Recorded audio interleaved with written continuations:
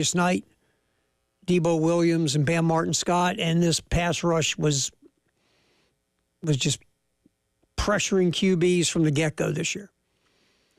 So Kyle Kennard, obviously a major part of that. And Walter Camp, first-team All-American. Again, we haven't heard anything about opting out for bowl games or not from anybody from South Carolina. We'll see. I mean, Kennard could. Nicky Manwari could. Rocket Sanders, because of his injury history, could. I don't think, like other guys who will get drafted, like Demetrius Knight and TJ Sanders, I don't know if they'll opt out. I could see Kennard and Manwari definitely, and possibly Sanders. But we'll see. So far, nothing. And if they want to play, okay, cool. I mean, you know, Shane talked about this, and you hear the rumblings that winning 10 games is a real thing. This team wants to win in double digits. That makes Shane the third coach in program history to have a 10-win season. This will only be the fifth 10-win season in school history. So it is something that these guys, this football program, really wants to achieve. So we'll see what kind of opt-out situation that could happen. Again, and we talked about earlier today on the Extra Point, if you look at Field Yates' mock draft, Kyle Kennard is selected in the bottom of the first round. I believe it was the Packers, because they need help at pass rush. So, you know, Kyle Kennard could sneak his way into the bottom of the first round. I think he's a solid second-round pick. But could he get in the first round? Yeah, you just need somebody to love you in the bottom of the first round, snag you, and you could, you know, like Xavier Legette got in bottom of the first round with Carolina Panthers. It can happen. Sometimes a team will trade back into the first round near the bottom to grab someone they really like. That might be early second-round pick, but by the time they select, they won't be able to get that player. It happens. But we'll see where Kyle Kennard ends up. But he has really helped himself, not just by helping out South Carolina have the season they had, but helping himself regarding where he could end up on draft boards. So Kyle Kennard, first team Walter Camp, thumbs up to Kyle Kennard, absolutely. We'll get more into it with Bill Belichick taking the job in North Carolina, play some cuts from the hoodie. Yeah, again, I go back and forth on this thing. If you look at the history of an NFL head coach with no college coaching experience at all, whether head coach, assistant, clip players, toenails, whatever. If you've got no past experience in the college game and you go straight from the NFL to college to be a head coach from being an NFL head coach, typically that's a recipe for failure. Just like a college head coach going to the NFL to be a head coach is typically a recipe for failure. Bill wouldn't be taking the North Carolina job. But nobody wants to bring him in. So he'll go to North Carolina and realize just how tough this is and how different this is than he's used to. He's thinking, this college football is coming just like the NFL. Yeah, okay. Yes and no. One thing that'll never change, you're still dealing with 18, 19-year-olds. It's not going to change. You're dealing with boosters and money people and super crazy fans with a lot of money. And you're dealing with recruits and their parents and their families and their aunts and uncles who want you to get them a job. And it's insane. And that's what you got to deal with. And, the college football calendar never seems to end for head coaches. The NFL, there's pure lines of where, hey, you got time off to do this and that and have a life or recharge the batteries or whatever. College, very little room to do any of that stuff. And December is just whacked. So we'll see. It might take Belichick. If Belichick is going to be successful, I don't think he'll be competing for national championship successful. But could he be successful where North Carolina is a consistently winning program, going to bowl games? Sure.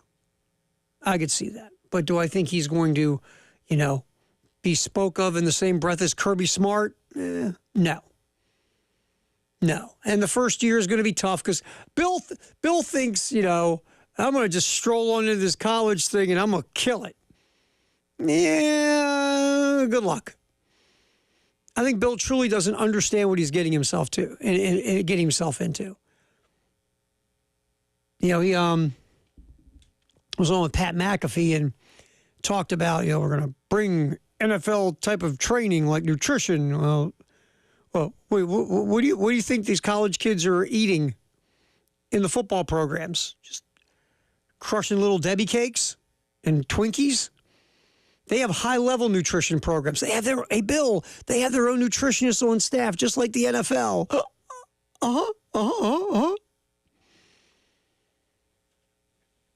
Hey, Bill, some of those things you're talking about, they already do in college. I mean, he was at UW where his son was defensive coordinator. I'm sure he walked around the Washington Husky football facility.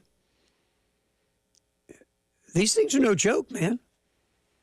So I just think Bill's looking at it like, you know what? I'm going to go to Mayberry and, take over for these folks and show them what's up and bring the NFL to them. That's what I'm going to do.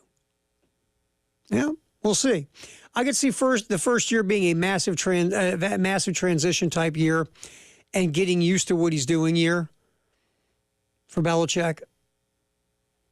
And then we'll see year 2, year 3. Like I said, history tells us this won't work.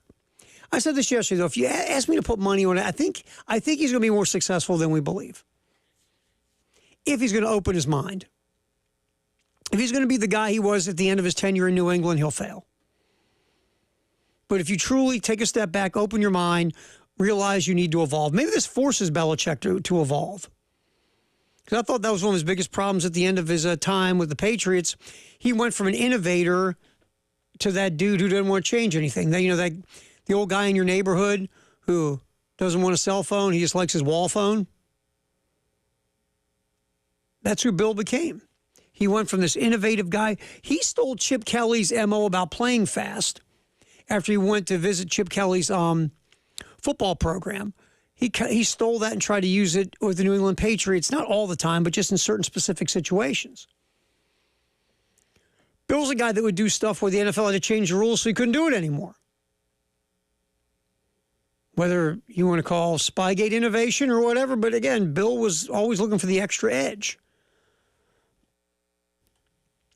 But those last couple of years in New England, it felt like he was that guy. I don't want no stupid cell phone. And he's going to have to change. He's going to have to evolve, adapt. And maybe this will force him to do it. Because Bill's, when it comes to he's like Rain Man when it comes to the NFL. His acumen and intelligence for the X's and O's of the game and the coaching of the game. But so much more than that in college. Just so much more. So we'll see what he does. We're going to play some cuts from Bill, too, here on the show. Last night in the NFL, and we'll spin back to this some more. The game was terrible. The game was dull. The game was boring. The game was a snoozer. Absolute snoozer between the Rams and the 49ers. The most compelling thing to watch was the rain bouncing off Sean McVay's head. But it was just awful. Awful football game. But the biggest news to come out of it was Devondre Campbell, the former starting linebacker for the 49ers who had been benched. Kyle Shanahan looked over, hey, Devondre, we need you to get in the game. The starting linebackers are kind of dinged up. And Devondre was like, nah, you know what, coach? I'll pass. Thanks, though. Campbell walked back to the locker room during the game, towel over his head. 49er players, a couple of them, like Shardavius Ward, the corner, and George Kittle, the tight end, expressed to the media their disgust and disappointment over the fact that a player did not go in the game. walking off the field.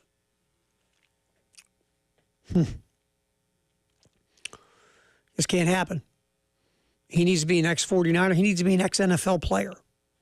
We'll get into that later. You can't. That's unacceptable. You can't do it. Just can't do it. So we'll discuss that as well. We will get back in here on the halftime show and see what's going on in the transfer portal. Any updates for South Carolina? We got that coming up next. It is the halftime show. Terry Ford, Captain Dave is here punching buttons. We don't know what buttons he's punching, but he's just over there punching buttons. And he'll be doing that with us till 1. We go till 3 on the halftime show on the game.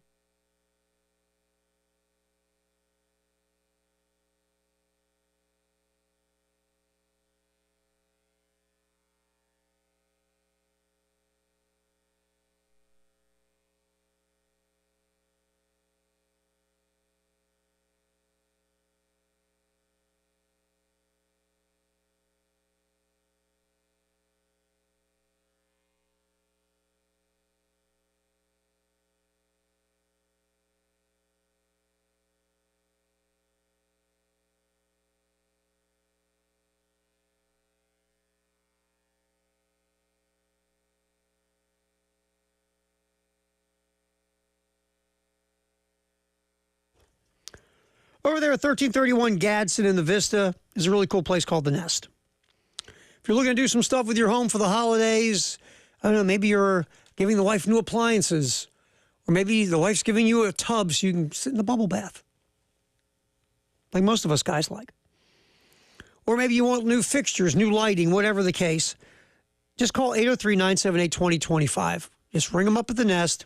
They have experts, about 70 years of experience combined over at The Nest. You call, you get the right department with the right expert who specializes in whatever is important to you. You talk with them, you tell them your vision, your wants, your desires, and your budget, most importantly. Then you come in, you see the fancy, great showroom. You sit down with that expert, and you come up with a plan, and you're really happy. Again, 803-978-2025. In the Vista and Gadsden, it's The Nest. Make that call. Change your home for the holidays.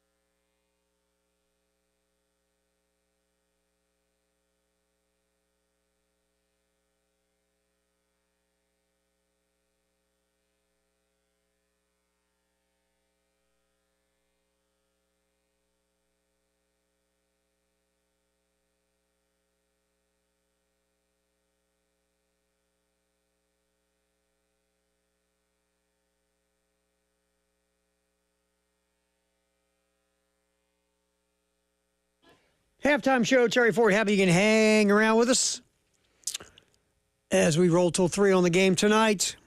Love Chevy High School football scoreboard show. Justin Hall with a special guest. That will be tonight, 9 to 11, here on the game in Columbia. The state championship version. And we'll talk to Elijah at 1:30. He will preview the games and always give us his picks. And typically, all you do, once he gives us his picks, whoever he picks, we know pretty much won't win. How I'm playing.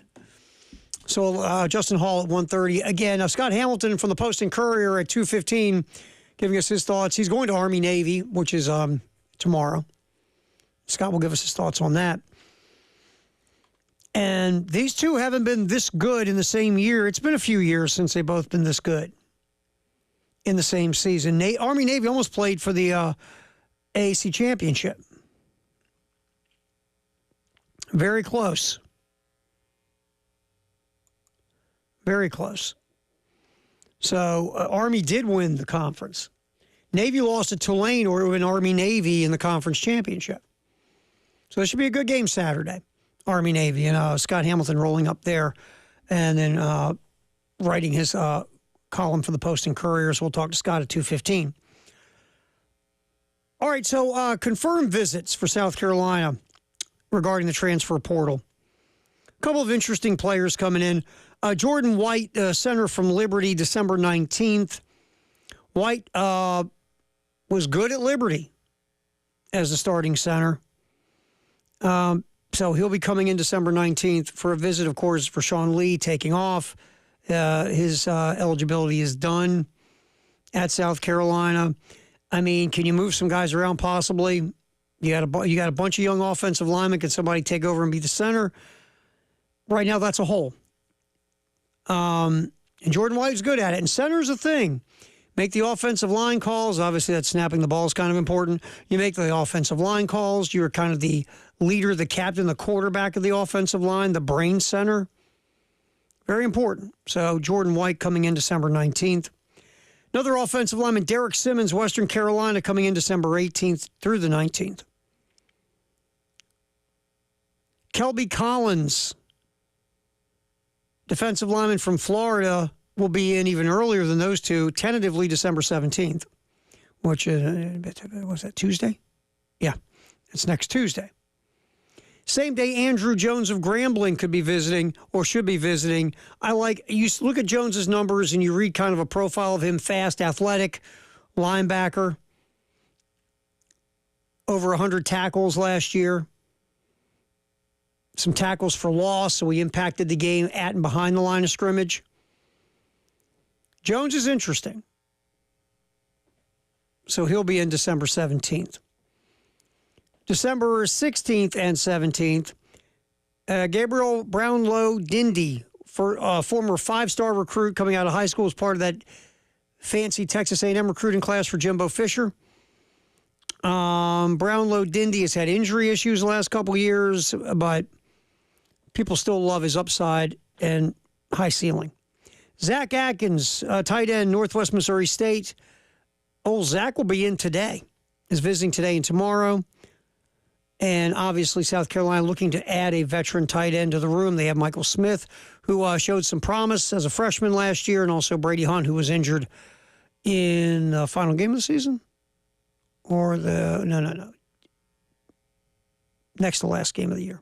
Brady Hunt hurt late in the year. But they're hoping Brady Hunt will be back. But they like to add another piece to the tight end room and a veteran with a track record. So Zach Atkins from Northwest Missouri State, and Nick Sharp, as we speak, visiting South Carolina, offensive lineman from Wake Forest. So that is right, the updated list of dudes who are coming in for a visit to South Carolina. Gamecocks, and this is not try to be mean or no offense to the folks who have already put their names in the portal. South Carolina not losing any of the important pieces from what will be the 2025 team. Lost some guys who want to go get playing time. Totally understand, totally get it. But more importantly, the guys you're keeping. The Dylan Stewarts, the Cam Pringles, the Michael Smiths, players who are, getting the NIL love to stay, because that's a thing other schools will offer. You need to be able to better it, or at very least match it. And that's just the world we're in. So transfer portal so far hasn't really hurt South Carolina, with who has been throwing themselves into the portal from the Gamecocks. All right, busy weekend of hoops here on the game. Tomorrow, 1:30 pregame, 2 o'clock tip. The men will take on USC Upstate. Sunday, 1:30 pregame, 2 o'clock tip. The women will host South Florida. Again, 1:30 pregame, 2 o'clock tip both days for the men and the women. And also Carolina Calls, a special Carolina Calls next Wednesday with Shane Beamer and Todd Ellis, getting you ready for the Citrus Bowl version of Carolina Calls. But the regular Carolina Calls also happens on Thursday with Lamont Paris and Derek Scott, also at 6 p.m. So a little double dose of Carolina Calls next week as well. All right, we will come back in case you just woke up and said, hey, what happened in Thursday Night Football last night? Well, we'll get to that. Yeah, we will. And Bill Belichick, in case you missed it, his introductory presser at North Carolina was yesterday as well. So we'll get to that stuff in what we call, hey, here's what's happening in sports in case you just woke up. It's a halftime show with Terry Ford, Captain Dave, steering the ship. We go to 3 here on the game.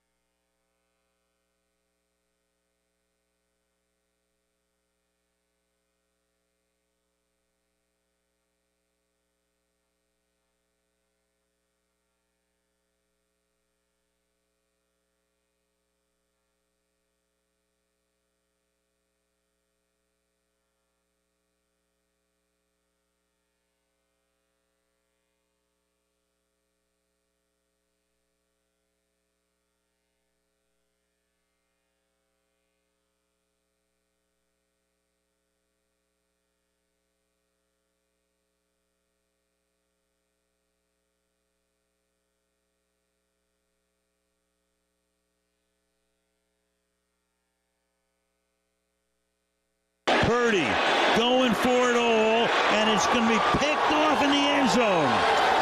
Darius Williams on an overthrow. Oh, that was last night, Thursday Night Football, the big play.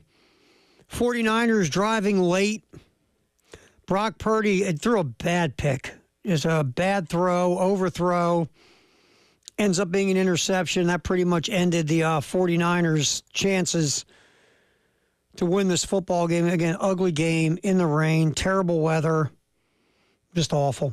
It was 9-6 at the time of the pick, and it was late in the fourth quarter.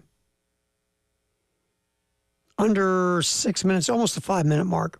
And the Rams just took the ball, worked it down the field. 49ers couldn't get any stops on third down. Rams converted a huge third down, a 3rd and 4, kept the drive alive, ended up kicking another field goal, and LA beat San Francisco 12-6. Rams keep their playoff hopes alive, now 8-6.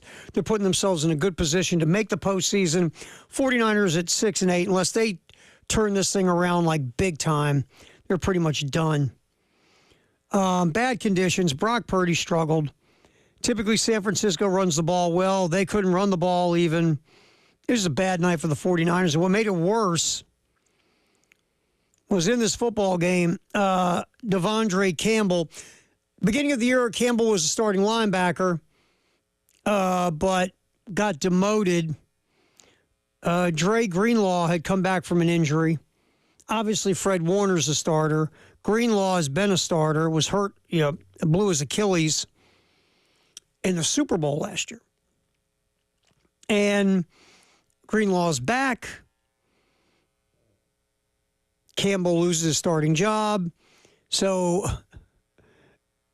with Greenlaw dealing with some knee soreness and linebacker D. Williams with a neck injury, basically the 49ers turned to Devondre Campbell and said, hey, bud, we need you to get in the game. And he went, no, thank you. I appreciate your kind offer, but I think I'm fine here on the sideline. Well, that went over really big, obviously. So Campbell goes to the locker room. Good idea he wouldn't be there when the team showed up. And Campbell will be an ex-49er ASAP. And if I'm a GM in the NFL, or if I'm a coach in the NFL and we're looking for linebacker help, there's one guy on a list that I'm definitely not taking, and that's Devondre Campbell. Campbell's had some good years of linebacker. This year isn't one of them. And, he lost his starting gig. It happens. It happens in football. But typically, even if you're annoyed personally and you go home and you scream and yell at your family and your neighbors, you man up and play football when they need you. It is truly the cliche, next man up. When your name gets called, your number gets called, you got to go in the game. He went, I'm not good enough to start. I'm not good enough to be in the game. And it's dumb. It really is. I don't care if your butt hurt over losing your starting slot. Your job is to go in the game. You're getting paid to play. They write you a check for you to go in the game. It's like if you go to your job today. Let's say you didn't get the promotion that some other guy did. They're like, hey Edgar, I need you to put together a PowerPoint thing for me. No, I'm good. Thanks, though. Excuse me? That's what Campbell did. And plus, you go into that next level thing where in the NFL, they look at themselves, and in sports in general, teams look at themselves as these brotherhoods, right? All in it together, players for players. Well, that breaks the brotherhood because you go in the game. It's about you going in the game because your teammates need you at that point. The brotherhood needs you, and you basically flip them the bird too. So Devondre Campbell will be an ex-49er. And I don't know who in the league would take him. Because I sure the heck wouldn't. And again, it doesn't even matter how losing his job went down. Do you think it's fair or not? Was it handled correctly or not? whatever, doesn't matter. You push that aside and you go in the football game. That's what you do. It's just that simple. All right, also, if you just woke up, you might have missed the Bill Belichick press conference from yesterday. The hoodie is the new head coach in North Carolina. Every time I say it, it still sounds weird. Still sounds weird. Here was speaking of just, it all felt very forced yesterday. Here's North Carolina Athletic Director Bubba Cunningham. I guess it's cut one, Dave, introducing Bill Belichick at the presser at Chapel Hill yesterday. We are known as the University of National Champions, and we have a Super Bowl champion coach who's here to lead the program. With him today is also Michael Lombardi, former general manager in the NFL, and the future of college athletics is changing, and we want to be in the forefront of that. Coach Belichick has demonstrated his passion for teaching, for coaching, and for lifelong learning, and he is an absolute perfect fit for us at this time in the history of the university and the history of college sports. Please welcome the new head football coach at the University of North Carolina, Coach Bill Belichick. No, he didn't get a standing ovation. He got some claps. I think Julius Peppers was there. Longtime NFL pass rusher, also played football and basketball at North Carolina.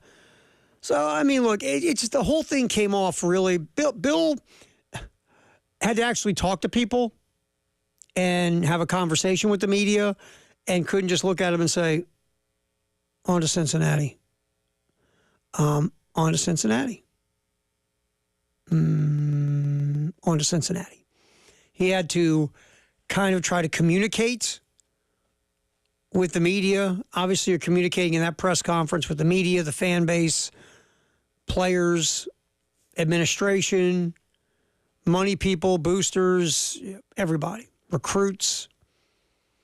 Bill didn't seem a lot You do that typically when you don't know what you're going to say. B, you're really uncomfortable with what you're going to say. Or C, you just need a drink of water or whiskey or something. But it was very uncomfortable. It seemed like Bill seemed very uncomfortable. Here's Belichick. Let's grab cut 2, Dave. Bill Belichick. Here was his opening statement once he took the mic from the athletic director, Bubba Cunningham. Chancellor Bubba, thank you. I can't express my gratitude to both of you, the Board of Trustees, for this amazing opportunity. I've always wanted to coach in football, coach in college football, and it just never really worked out. Had some good years in the NFL, so that was okay. But this is really kind of a dream come true. I grew up in college football with my dad.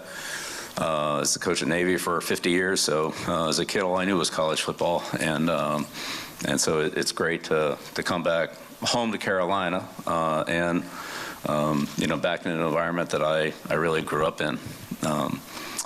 When you're little, you don't remember everything. Obviously, I was too young to remember a lot of things from Carolina, but as I grew up, you hear the same story over and over and over and over again, and so.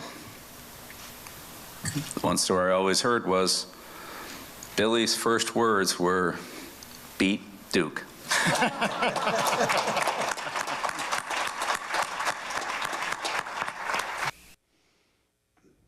Yucking it up, Chapel Hill, baby. That Billy Belichick. Never knew he was ever called Billy. They should start calling him Billy now. That Billy Belichick, he's, man. Woo! Zinger, baby, right at Duke. And obviously that plays to the crowd. But you just see, this doesn't sound, he doesn't sound comfortable because Bill's now got to actually talk in press conferences. And not have that usual get up, they're holding me at gunpoint, I don't like any of you and I don't want to be doing this. Here's Belichick talking about the staff he's going to put together, meeting with players and a couple of the members of his team that are already on board. Team with those student athletes. So, I'm here to as Bubba said, teach, develop, and build the program in the way that I believe in. And so grateful to have Michael, with me in this process. Michael and I have worked together for going all the way back over 30 years. And, he has a great knowledge of the general manager role, if you will, in this type of position with terms of, scouting 2 sets of players, high school players and college portal players, as well as dealing with some version of what's called salary cap, which is now, part of college football. So all that being said, I look forward to working, here. I talked to the players a little earlier, and that was a great opportunity to start to get to know them and start to build the program. And I'm excited to continue that process. And also met with Coach Kitchens, who will be the first member of the staff that we hire. There is Bill talking about everybody, kind of not everybody, but where he's going so far. Freddie Kitchens, you remember him as an analyst here at South Carolina. Kitchens will be part of the staff. He was part of Mac's staff with the Tar Heels. So Kitchens will stay, again, NFL guy, but has been around college football as well. That could help Billy. Mike Lombardi, a long-time executive in the NFL, has been kind of one of Bill's dudes here for about a decade. And I get it. You want to bring in people that you're familiar with, you're comfortable with, that'll have your back. And Lombardi, and again, hasn't been really in the college game forever. Was only there for a short time as like a recruiting coordinator years ago. But he's going to be like the capologist in some ways, dealing with the money that is coming with the House settlement. And so Lombardi is kind of, it's cronyism in some ways, but I guess Bill looks at it like, this is my guy who can be like he was for me in New England. I basically told him what to do and he went and did it. Because Bill's going to run the show. If you're a GM, when Bill was in New England, if you were the GM, you were just basically, Bill was your daddy. Hoodie would tell you what to do. He probably sent you an itinerary on a daily basis. Here's what you're doing today, GM. So that's who Michael Lombardi's going to be for Belichick in North Carolina. He's going to be the, whatever you want me to do, Bill, I'll do it. I'm here. And that's fine. I mean, because, Belichick is the guy that's going to pull the trigger on everything. But if you, like I said, if you start bringing in a lot of your dudes from the Patriot days to fill out your coaching staff, I think you're making a mistake. I think you need some guys who are working in the college game mixed in with maybe a couple other guys who did coach with you. That's fine, but you can't have a whole staff of your ex-Patriot assistant buddies. It's not going to work. All right, here on the halftime show, Terry Ford, Dave is here, taking care of the keeping us on the air thing. We'll come back. Firehouse Subtext. The hour is next on the halftime show. We go till 3 here on the game.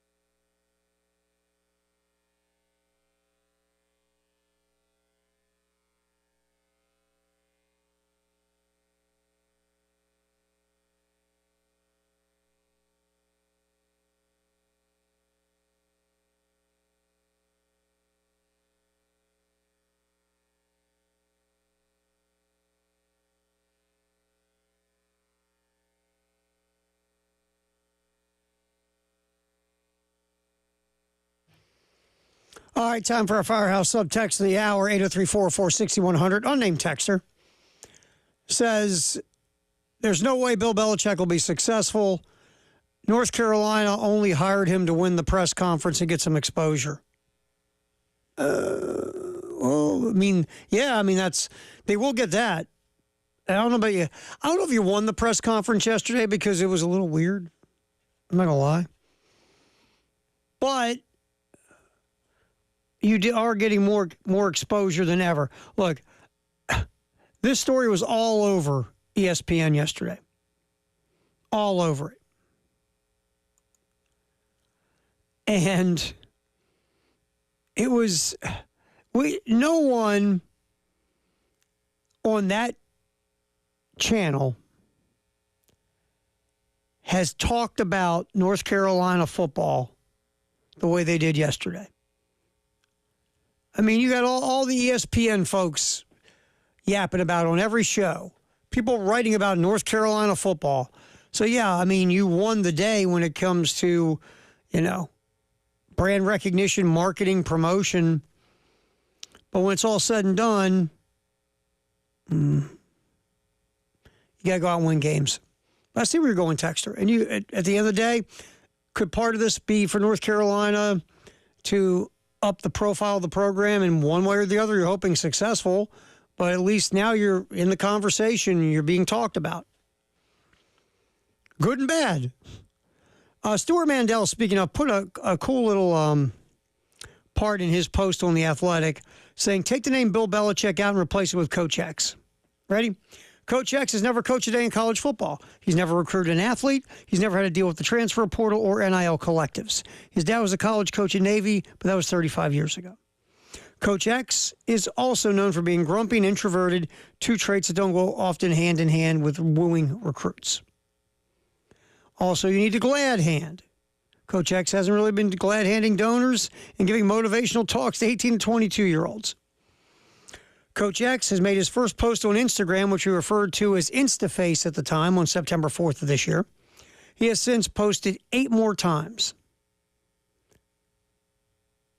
He might not really realize this, that many college athletes, particularly recruits, communicate primarily on social media. Coach X is 72 years old, 1 year younger than the guy he's replacing, as well as his buddy Nick Saban, who got out of coaching this year, at least in part because he said at the time, when you get to be 72 years old, it gets harder and harder to promise people you're going to be there for 4 or 5 more years. Coach X does have those Super Bowl rings, which he'll surely wear when he meets with recruits and potential transfers, who will then probably say something to the effect of, yeah, that's great, but how much am I getting paid? So, yeah, the resume, if you just take out the name Belichick, it doesn't really work. I get it. I understand it. And if we're going to go with looking at recent history, no, it doesn't work. It just doesn't work. You don't see success, like big-time success from an NFL coach that goes to college. I mean, like I said, you can count on maybe 2-3 fingers college coaches with no NFL experience who have gone to the NFL and been successful. It just does not happen either way, because just the whole job is different. Once you get off the field and coaching is over on the field, the things you deal with as the head coach, totally different. Just is. So, interesting piece by Stuart Mandel talking about Bill Belichick and what will happen there moving forward. All right, our Twitter X poll from yesterday, it's finally finished up. We appreciate over 1,900 of you viewing it, 235 votes. Poll question of the day yesterday, should North Carolina be excited about the hire of Bill Belichick? Yes, he's won 6 Super Bowls. No, this is a crazy idea. The final part, yes, he's won 6 Super Bowls. So the North Carolina, no, I'm sorry, I did it wrong. The winner of the poll, no, this is a crazy idea at 68%. The other answer was yes, he's won 6 Super Bowls. Of course, we had one response, no, Brady won 6 Super Bowls. So we have to admit, it sounds like a crazy idea. It sounds like, what is North Carolina doing?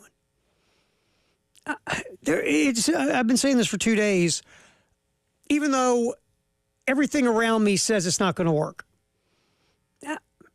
he might be better than we're giving him credit for. He might have a rocky first year trying to figure out what the heck's going on with transfer portals and NIL and dealing with 18 to 22-year-olds and having to give speeches to, young people who are just sitting there looking at their Instagram.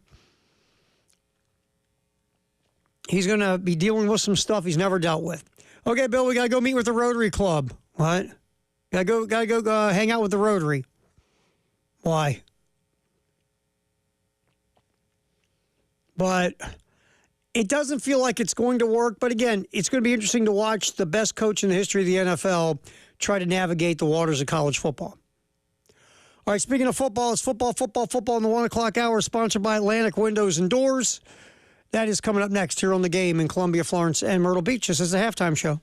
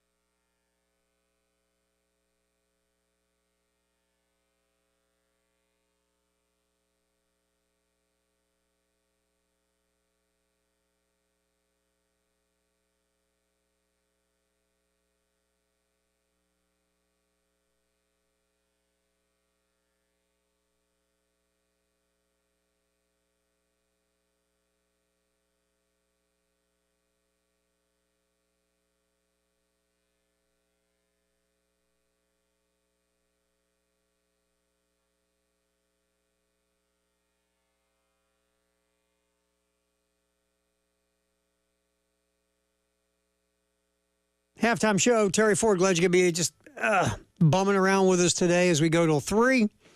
Then Elijah will take over with the postgame show. Jay with a day off. Throw some best of the postgame show on also today with Elijah. In case you didn't hear Jay and Elijah's conversation with athletic director Ray Tanner, you can hear that again today. And also Ryan Brewer talking Citrus Bowl from earlier in the week. So that will be on the postgame show as well today. All right, with South Carolina, we talk about the transfer portal. We talk about the guys who are leaving. And when we talk about people who are coming back, usually we're discussing Lennar Sellers, Dylan Stewart, but some other maybe important pieces that we're not talking about enough are also coming back. A guy that really didn't play a lot this year, Nick Barrett. Again, South Carolina is going to need some help in the interior of the defensive line. Barrett in previous years got more run. And if you watch like snap counts and games played and stuff like that, you noticed, Nick Barrett didn't get a lot this past year. Nick Barrett has one final year of eligibility left because he played in just 4 games. And Nick Barrett coming back gives South Carolina a veteran presence on the interior of the D-line. Xavion Hardy, the JUCO recruit, is coming in. Markel Goodwine has more eligibility left if he's going to stay at South Carolina. He could play a bigger role. I'm thinking, obviously, the transfer portal will bring a couple of interior defensive linemen in as well. We shall see. But Nick Barrett coming back is a good thing. You kind of forgot about him last year. With that rotation of Boogie Huntley and Tonka Hemingway, DeAndre Jules, TJ Sanders.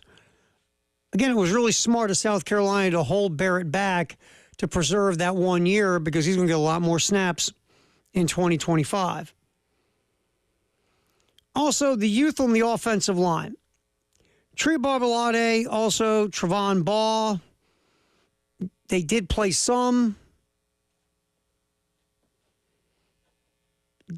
But, Josiah Thompson took over the left tackle spot. Kason Henry was at right tackle.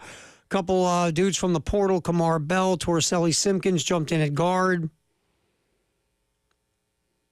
But now you have, with Simpkins and Ball and Lee all moving on, there's spots. Babalade, Baugh, Cam Pringle, Marquis Anderson. How are they all going to figure into this mix? But, do you move Tree Babalade into guard? Baugh at guard is going to get an opportunity to start, obviously. So we'll see where this whole thing goes. I think South Carolina will probably add, you're going to add at least one guard, right, and a center. Because even if you like Baugh and Pringle, Marquis Anderson, and some of these other guys, you still need to add some veteran experience, just in case these guys haven't developed at the rate you want them to develop. But the offensive line room is full. We'll see where all that goes. We talk about Michael Smith coming back at tight end, but I really like Jawarn Howe from the little we've seen. Posted crazy numbers at South Carolina State 2 years ago. Last year, whenever he got in the game, and again, I know it was against the other team's, 12th string, but Howe showed you something. There's some ability there, there's no doubt. So it'll be interesting what Howe does. Matthew Fuller, this year as a freshman, got a little taste. Oscar Attaway. He was the backup behind Rocket Sanders. So we will see where all this goes. And I think, again, South Carolina will add a veteran back in the portal.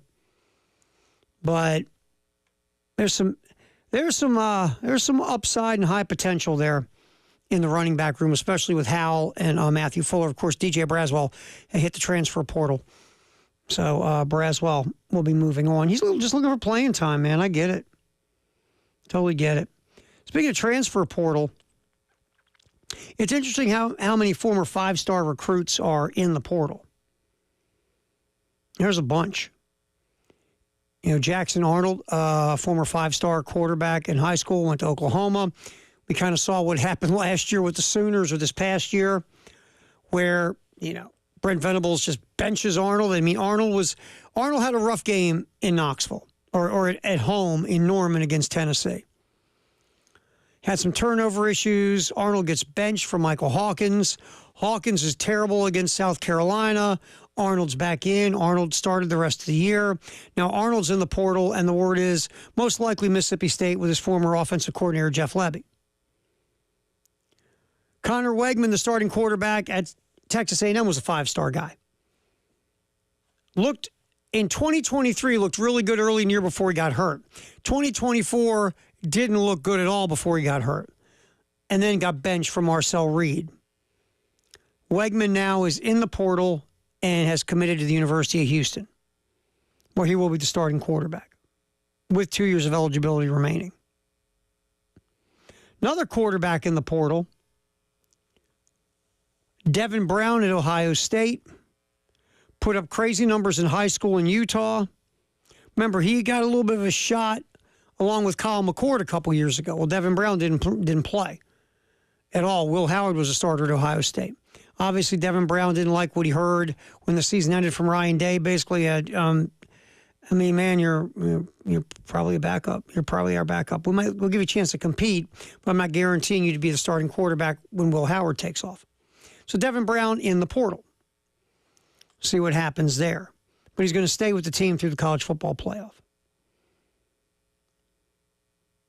But yeah, and we talked about Malachi Nelson, former 5-star quarterback, in the portal. Second time.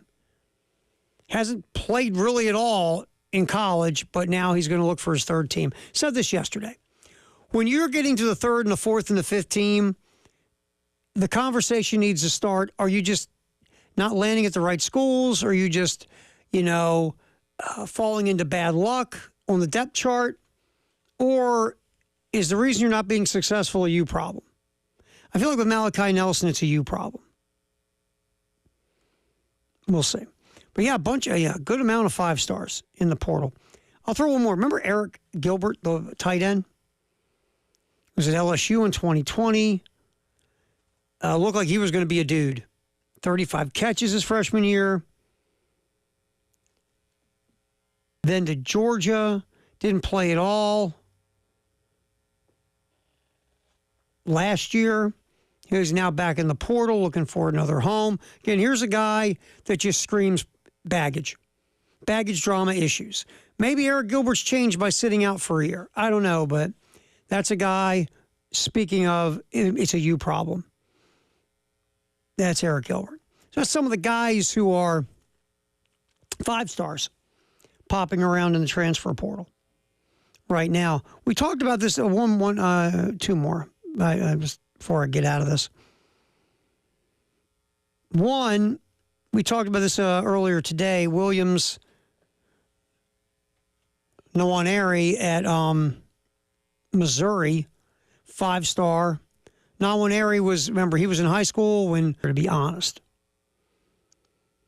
But it's, like always, folks are diving into the portal really quick. So there's a little extra information on players that 5-stars in the portal, looking for their next stop, their next home. Football in the 1 o'clock hour, sponsored by Atlantic Windows and Doors with Terry Ford. Appreciate you spending some time with us. There have been coaching hires. There are also coordinator hires, coordinator movement. Houston's hiring Florida defensive coordinator Austin Armstrong. Armstrong is leaving Gainesville. He's replacing Sheil Wood, who left earlier this month after one season at Houston. And Armstrong finally got this defense cooking the last half of the season, really the final 3 games. Remember, Armstrong came in a couple years ago, and everybody was going gaga over Armstrong. And then that crazy Florida-South Carolina game at Williams-Brice that Florida won at the end. I mean, Spencer Rattler just torched the Gators. Then last year, it was not going well till the last 3 games, and then Florida only gave up 17 points or fewer. So, I guess Willie Fritz sees something in Austin Armstrong. But the Houston defense, 26th last year. It improved from 112th to 26th. So Austin Armstrong leaving Gainesville to go be the defensive coordinator at Houston. And, of course, Virginia Tech and South Carolina are going to go at it August 31st in Atlanta. Hokies have fired defensive coordinator Chris Marvey. Chris, third year in the program, is just not going well on defense. 58th nationally in total defense, falling from 20th the year before. So Virginia Tech will be looking for a new defensive coordinator.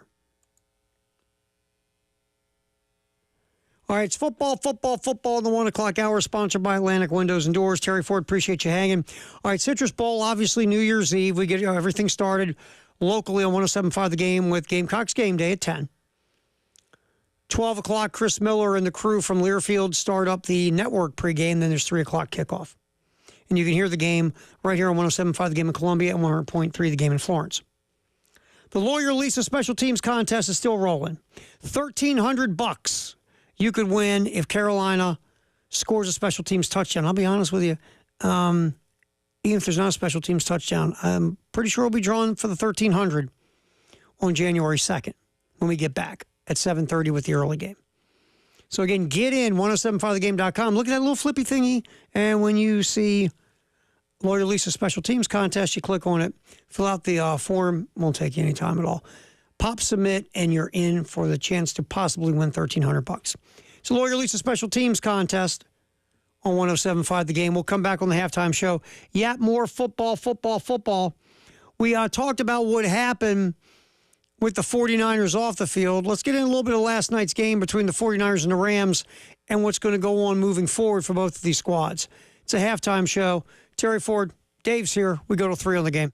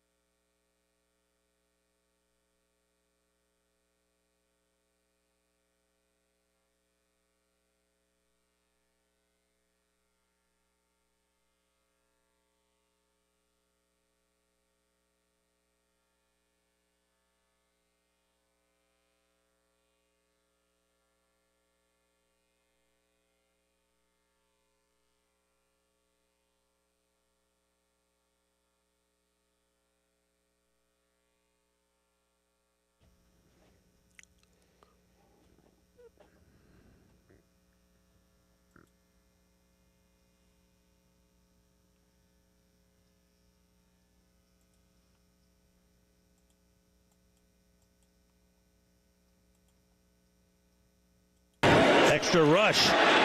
And they're going to end the game with a sack. So the Rams, instead of sending 3, dropping 8, sent 5.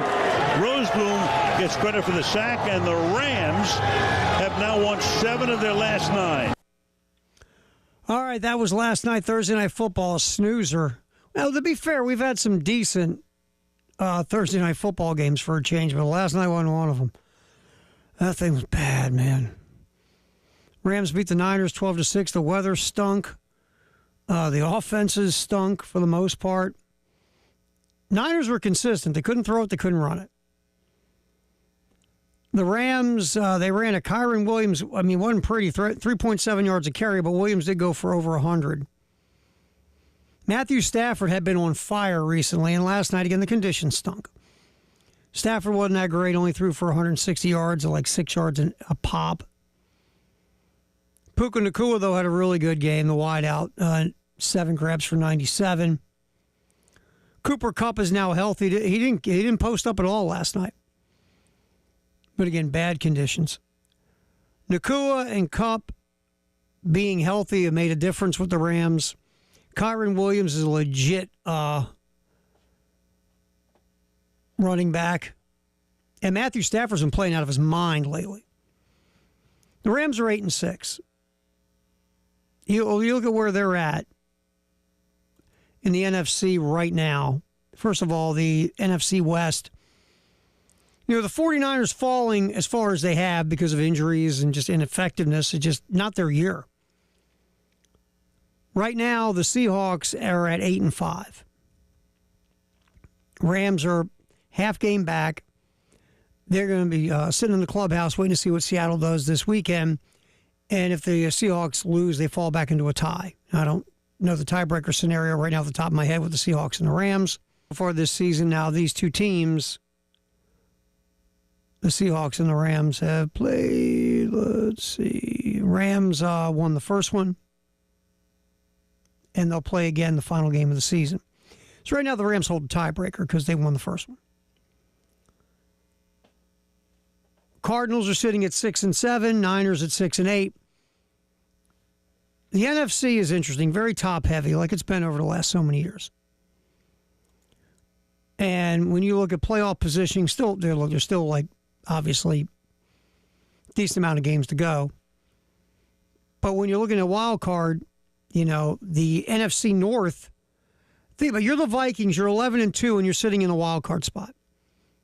Well, Tampa Bay, leading the terrible NFC South at 7-6, would host you in a playoff game if you would play. If it worked that way, and you were the first wild card team at 11-2. Seahawks are 8-5, which the Vikings have a better record, as do the Packers. I mean, the NFC North is stacked this year. You see Detroit, Minnesota, Green Bay. All, if the playoffs were today, they'd be getting in. So right now it feels like in the NFC West, you really have to win the division. Now the Rams are at 8-6, sitting roughly a game and a half back of Green Bay because the Rams got their 14th game in Thursday. Commanders are at 8-5. So the Rams are in the mix. But, obviously you got to keep winning and you hope you get some help. But there's a lot of NFC North this year. I mean, we don't buy into the Vikings because we're waiting for Sam Darnold to come back to earth to being the Sam Darnold we all know, which is a bad quarterback. Hasn't been that way in Minnesota. He's been really good. Really good.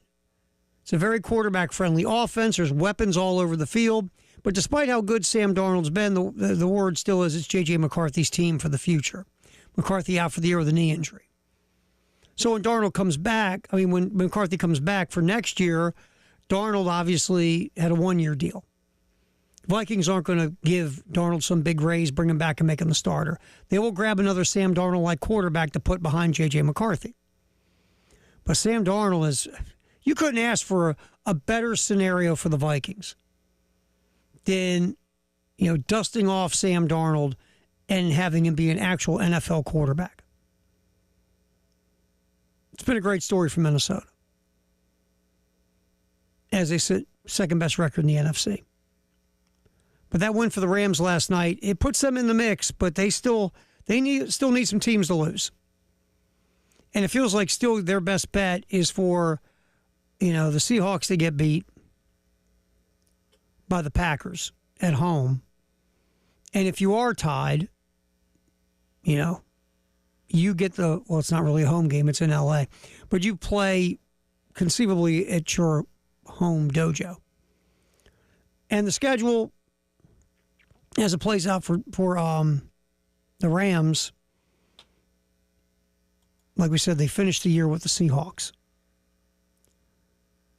But before then, they are looking at the Jets. And the 49ers, look, it was going to happen sooner or later. They've been so good for so long under Kyle Shanahan. At some point, the football gods take a dump on you. They just do. Eventually, they get you. And the 49ers moving forward, I would be very surprised if they signed Brock Purdy to any kind of big franchise quarterback deal. I really would be. This would be a surprise. If Brock Purdy came back on a team-friendly deal, the 49ers might listen, but San Francisco's paying too many people, and I don't think they believe Brock Purdy is a franchise-level starting quarterback who should get $45 million a year. And I agree with that. I mean, Kyle Shanahan probably says, I can go find my next Brock Purdy and plug him in on a cheapy deal and just keep the offense going with all the playmakers I have around, which is I get the idea what the 49ers did. They needed a quarterback on a rookie deal. They were hoping that quarterback was going to be Trey Lance. Didn't work out. To Brock Purdy's credit, he became that quarterback. But you've got Christian McCaffrey, even though he's injured. You got Brandon Ayuk. He's injured too. Deebo Samuel hasn't been as good this year as he's been in the past. George Kittle, who's one of the best tight ends in the game. You got all this weaponry. You need a point guard, a quarterback, right? Take the snap. Either drop back or when you're in the shotgun, just get the ball to playmakers. Be the point guard, babe. Now, again, and it's worked. I mean, look at the 49ers, how far they've gotten the last couple of years. And Brock Purdy became a much better quarterback than I ever thought he was going to be. Raise my hand. Sorry, Brock, I apologize. There's still throws Purdy can't make. And if you look at his spray chart, so to speak, where he throws the football, it's a lot in the middle of the field, not a whole lot outside of the hashes, especially down the field, because that's where he has a weakness. But Kyle Shanahan has schemed up that offense perfect for Brock Purdy, and Brock Purdy has run that scheme very well to his credit. I just don't think he's run it well enough that the 49ers are going to go, hey, let's make you a $40 million a year franchise quarterback. What do you say, Brock? I just don't think that's going to happen. So the 49ers have some questions to answer. First, they got to get healthy. That's a team that's had injury issues, it seems, every year. They got to get Ayuk healthy, McCaffrey healthy. They got to get Deebo back to being Deebo. George Kittle's just fine. Offensive line, Trent Williams will be a year older, and the rest of it is kind of it's good here, could be better there kind of situation. Defensively is where there's been they haven't been as good as they have been in the past. And they still have players. Nick Bosa's getting paid, Fred Warner's getting paid. They still got some guys on that defense, some high-level dudes, but they got to restock some spots. So the 49ers are kind of at a crossroads. I think their Super Bowl championship window probably is closing, but they still have enough pieces there. If they do this right, they can jump back into at least playoff contention next year. We'll see. Kyle Shanahan's a good coach. Really is. Until you get to the fourth quarter of Super Bowls. But anyway. Football, the 1 o'clock hour, sponsored by Atlantic Windows and Doors. We will jump back to the Gamecocks. Investigate more Kyle Kennard. First team Walter Camp All-American. So we'll talk more about what's going on with Kyle Kennard and with the Gamecocks as they roll into the Citrus Bowl against the Illini of Illinois. That's coming up next as we roll football in the 1 o'clock hour, sponsored by Atlantic Windows and Doors, right here on the Game in Columbia, Florence, and Myrtle Beach.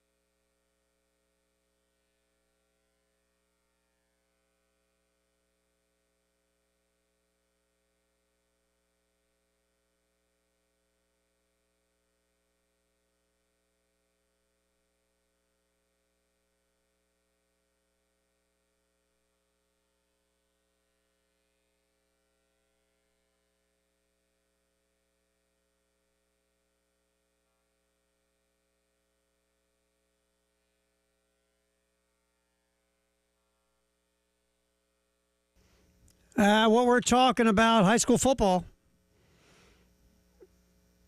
High school football, Love Chevy High School Football Scoreboard Show, the state championship version, coming up tonight. Justin Hall as a special guest. He's bumped Elijah Campbell.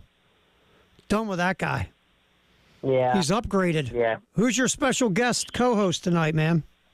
He's the coach of our Airport Eagles, Coach Shane Fiddler. He did apparently rave reviews from the night I wasn't there. And so what we're doing is it's sort of like that testing against the variable. Was it great because he's great? Was it great because Elijah is a much more professional host than I am? Or will we see, he really shines against lesser talent with me in the room with him? So we're going to find out tonight. I'm trying to go with which one. How about, can I go with all the above? Always pick D, all of the above. That tip to you kids. It's always all of the above. Hey, man, I got my degree. Before we preview tonight, let's see. We have a state champion in 2A and Class A. Clinton in 2A beats Barnwell 35-6. We'll start there. Give me a little thoughts on that one. Well, it's impressive what Clinton's been able to do. That's their 9th state title, but it's their first one since 2009. Rhett Gillum, you want a state championship style performance on the ground? How about 312 yards rushing and 2 touchdowns on the ground? That's pretty impressive. The team rushed for 312 yards on the ground yesterday afternoon, because we play state championship games at 2 p.m. on a work day. and good for the Red Devils. They had to move down a classification in the recent reclassification stuff. So, but to do in their first year in 2A what they've done, they were one of the better teams across all brackets, in my opinion, when you look top to bottom, and they proved it in that state title game against a really good Warhorse team in Barnwell, which had another really solid year. You hate that it ends that way in a 29-point loss, but they'll be back, I'm sure. Well, if you hate a 29-point loss, 28-point losses doesn't make you happy either. Class A, Abbeville over Cross, 58-20. No, there are some things that you just know are coming. Abbeville's been there before. Cross, good for that community to get that team to a state championship. But Abbeville is just really, really good. 13th straight title, state title for them. DeMarcus Leach, he's a Gamecock commit. He had almost 200 yards of offense himself and 3 total touchdowns. I mentioned that 312-yard rushing day for Clinton. How about we go further than that? 429 yards rushing for the Panthers in this one. It was 6-0 Cross early in the game. Abbeville outscored them 58-14 down the stretch. I will be affectionate and call that a splattering last night down at SC State. Justin Hall hanging out with us, co-host of the Love Chevy High School Football Scoreboard Show. You hear all through the high school football season here on 107.5 The Game in Columbia. All right, let's get to the heavyweight fight. Class 5A Division I starting at 2:06 p.m. today. Yeah. Dutch Fork and Somerville. 2:06 p.m. today. 2:06 first pitch. No, just kidding. I guess we've taken the Major League Baseball playoff model, and we got Manfred running things. Dutch Fork's going for a three-peat, which is the fact that they didn't win a couple years ago. Gaffney upended them that year. I'm really looking forward to this game simply because of the talent on the field. Apparently, Coach Knotts has already worn 2 different shirts today in pregame warm-ups. The first one was a T-shirt that said three-peat.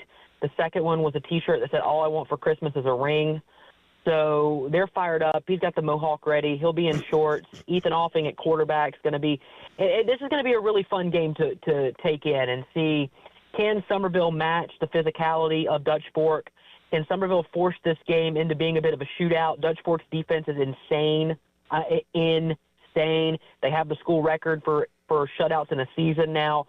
They've given up 77 points in, 15 games. If Somerville can force this into a shootout, could be good for the Fighting Preston Thorns. I just when you come into King, you best not miss, right? and Dutch Fork right now is what Alabama was for years and what Georgia's really become since that under Kirby. That's how I think about this team, or Belichick Patriot teams with Tom Brady in the early 2000s. I just don't know how you beat Dutch Fork today. It might be a fun game, might be a close game, but I ultimately think Dutch Fork's the most talented team across the entire state. All right, Justin Hall, Class 4A, South Florence and West Side. That's a nighter tonight at 7:36.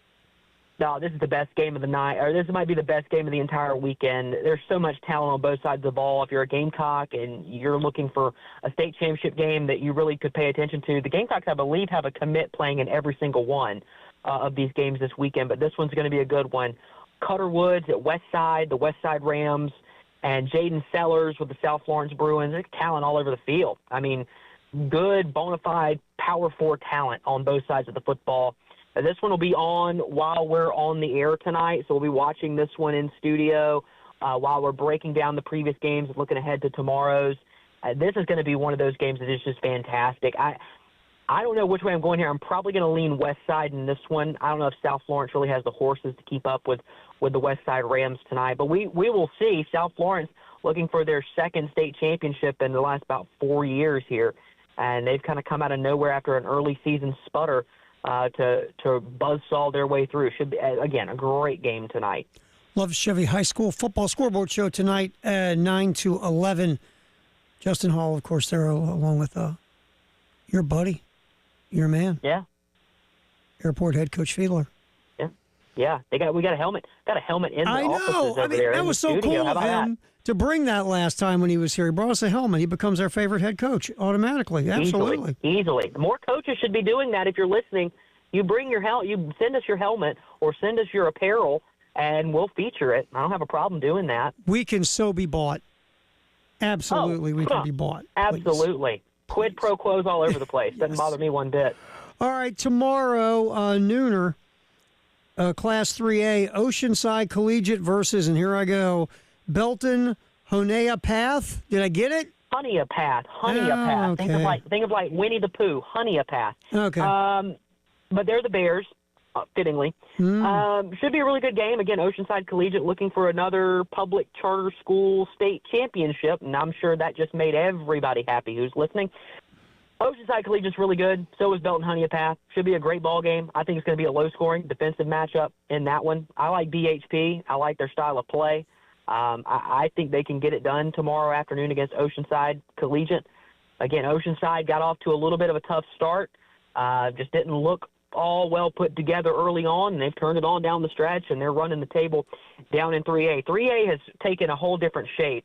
If you told me this was a 3A matchup a couple of years ago, I wouldn't have believed you for a state championship. But I like BHP tomorrow afternoon. All right, final one, Class 5A Division II, Irmo and Northwestern. That will be a 6:06 kick tomorrow. Our buddy Coach Aaron Brand of the Irmo Yellow Jackets is supposed to give us a shout tonight and discuss this game with us. Looking forward to hearing from him as always. Irmo's finally back in a state championship game for the first time since 2006. How about the fact that both Lexington, Richland School District 5 teams are playing for a state championship game, and they're not playing each other, Irmo and Dutch Fork. The Yellow Jackets are really good. A.J. Brand, quarterback, going to Virginia Tech. Donovan Murph, great wide receiver, maybe the best wide receiver in the state. We don't know where he's going yet, but Gamecock fans might want to keep an eye on this young man who will be making his decision, I believe, in January is when he's going to announce that. On the other side of the football, our buddy Chris Miller, who does the network coverage for Gamecock football, is going to be calling that game for Northwestern. He calls all their games, and he and I have discussed this Northwestern Trojan team with Coach Paige Walford.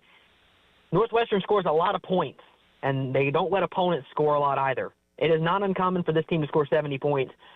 If you want 2 words for this game tomorrow night at 6:06, track meet. A lot of points, a lot of yards, a lot of plays, fireworks. They might break the scoreboard. Mm-hmm. Northwestern will still win, I think, by 2 possessions. Don't tell Coach Brand that. They are the best team in this 5A division, and I believe if you would have put them against Dutch Fork, it would have been a better game than Dutch Fork and Somerville. Nice. All right, Justin Hall, Coach, everybody, Coach Fiedler from Airport will be here tonight, 9 to 11 with you. That is correct. Looking forward to it. All right, we are.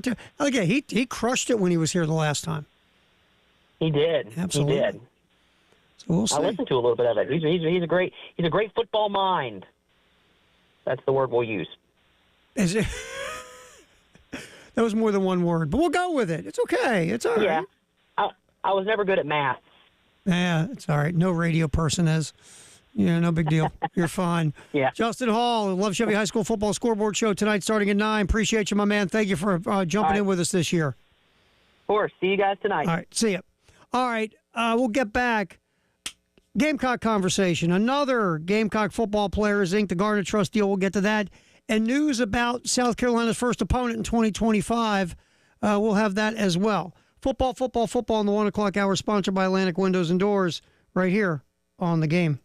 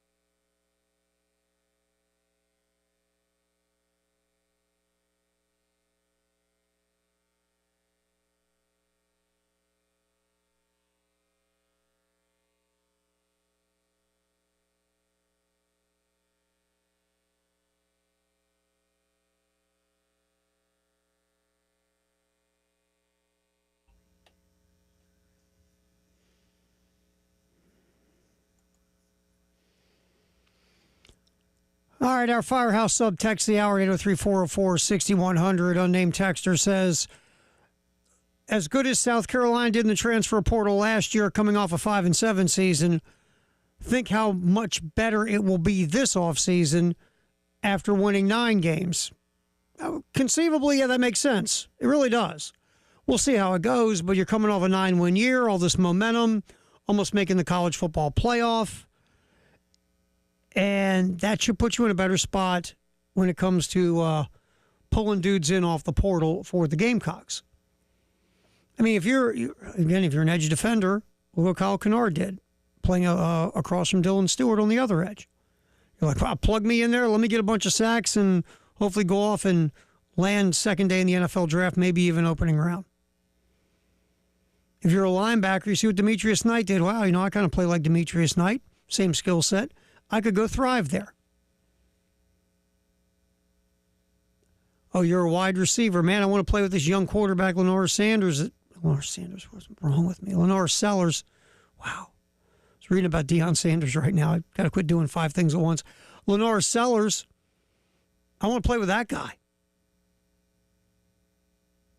Same thing with a running back. You want to add a running back? Rocket Sanders, despite an offensive line that still needs to improve, Sanders had a really nice year. So there are different pieces in different places that you can say, man, look what happened there this year. I want to go be part of that. A team that, again, just missed the college football playoff. So you would feel like, in theory, you'd be in a better spot pulling in talent from the transfer portal. Yes, Texter, you are correct. Appreciate it like always, 803-404-6100. All right, Dante Reno, who right now will be the backup quarterback at South Carolina. He inked a new deal with Garnet Trust. So he'll be back at there are moments you see the potential of drones. And 2 years ago, you saw it at the end of the year when Virginia Tech was playing really well. And a lot of people thought, wow, Hokies are going to be a dark horse in the ACC race. And it just didn't work out that way. Drones, like I said, had some injury issues this past season, completed just under 61% of his throws, 10 TDs, 6 picks. He says he's coming back for 2025. Drones, by the way, missed the final 4 games for Virginia Tech with a foot injury, but he will be back for 2025. Cam Newton, Cam Newton doing a podcast, or on a podcast, lit up recent Auburn quarterback play and the coaches who coach quarterbacks in offense at Auburn. Cam Newton, lit up Jared Stidham, Bo Nix, Robbie Ashford, Peyton Thorne. Here's what Cam Newton said on his podcast. It's called 4th and 1. Quote, the quarterback play over the years at Auburn has been egregious. It's been satanic. It's been something that I can't even watch a game. And that is a shot at all the players who played and coaches who allowed them to play. Then I'll try to clean this up the best I can. Here's more Cam Newton. And would you say, well, didn't Bo Nix play at Auburn? Yeah, but he was bleep. He knows he was bleep. There was times when Bo was like, oh, bleep, we got us one. Then there was times like, man, what the bleep, bro? And then he goes to Oregon. It's like, oh, bleep. Was it Auburn? Was it the coaching? It sure wasn't Bo, because what he's doing in Denver right now, you can see it. Again, Nix played under Brian Harsin, then went to Oregon. Kenny Dillingham, the coach at Arizona State, and Will Stein worked with Bo Nix, and he threw for over 8,000 yards in 2 years. Now, the hope on the Plains is recruit Deuce Knight, high-level recruit coming in for Auburn. But yeah, Cam Newton letting it rip about Auburn quarterback play. And look, again, does a lot of it go back to coaching? Sure. It does. You saw what Bo Nix did when he got really good coaching. Again, the hire of Brian Harsin was not a good hire to begin with, and that's not second guess. Most people went, what? That guy at Auburn? Really? But Bo Nix flourished at Oregon. The other thing, too, and Bo Nix even said it, he felt the pressure to basically do something special in every play when he was at Auburn. Because remember, he's a legacy guy at Auburn. At Oregon, he was just another quarterback. And Nix went out to Oregon, changed his mindset and his attitude to chill out and relax, and got some good coaching, and look what happened to him. What's trending at 2 coming up next, sponsored by Traditions Fine Jewelry and Gamecock Traditions. It is the halftime show. Terry Ford, appreciate you just slumming around with us till 3 on the game.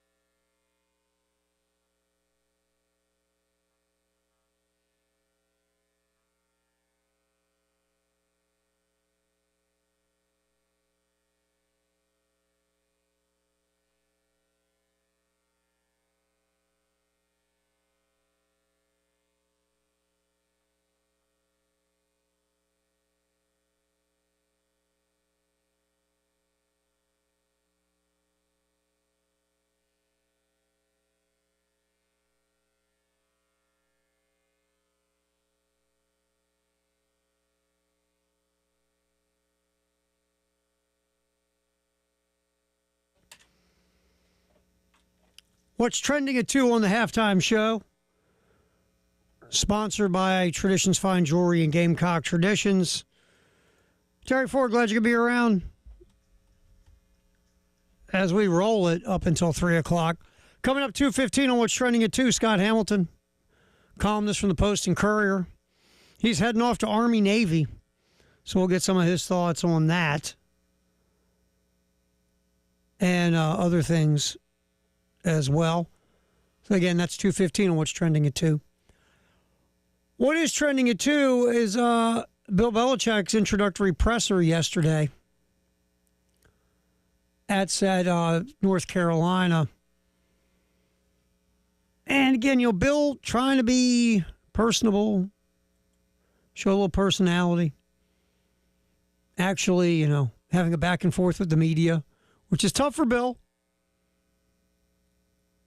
Here's Bill Belichick talking about the goals for the football program at North Carolina. Excited to be here, excited to be in college football, excited for the opportunity to build and develop young student athletes, young men, and prepare them for their life, either in the NFL or professionally. But the lessons they learn will be professional lessons. They'll be pros in all areas, and that's what we want to develop, as well as having a winning program, a successful program.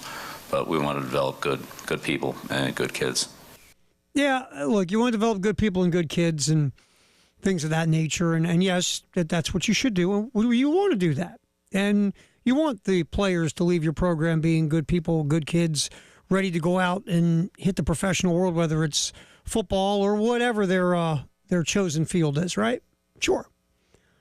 But the truth is, Bill, is just like in the NFL, number one thing is to win, bud. You weren't brought to North Carolina to build the character of players. Not to be mean, just being honest. You're there to win a lot of games. You're there to break the ceiling for North Carolina football where they're winning 10 games, competing for ACC championships, to go to the college football playoff. And along the way, if you can, make your players, wonderful and fantastic, and set them up for their professional lives and make them good human beings, okay, that's fine. But Bill, number one thing is to win. That's why you're there. I'm sure most of the kids under Mack Brown, good human beings, good professionals, good kids, good character. But the important thing is winning. If Mack Brown would have won 10 games last year, Bill Belichick would not be in Chapel Hill. But, we've talked about the whole Belichick thing on and off these last couple of days. And, again, this doesn't work usually with the NFL coach who's never coached in college going to college to coach. It just never works. For it to work for Bill Belichick, because, again, he's the greatest head coach in the history of the NFL, he just has to evolve. He has to keep an open mind. He has to know that things are different. He's got to take his skills and his strengths, and he's got to mold them into the fabric of what works in the college game. This idea that he's going to come in and change the whole way things are done in college, no, not really. Other teams in college football are hiring GMs, hiring people who understand the NIL space. Basically almost like capologists for what's coming once the suit between House and the NCAA gets settled.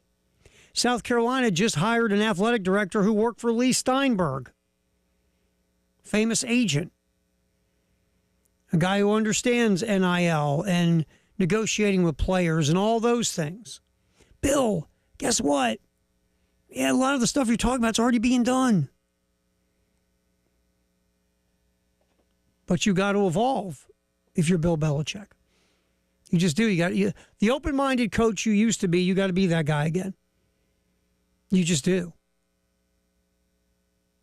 Because you're about to run into stuff you never dealt with, my man. Whew.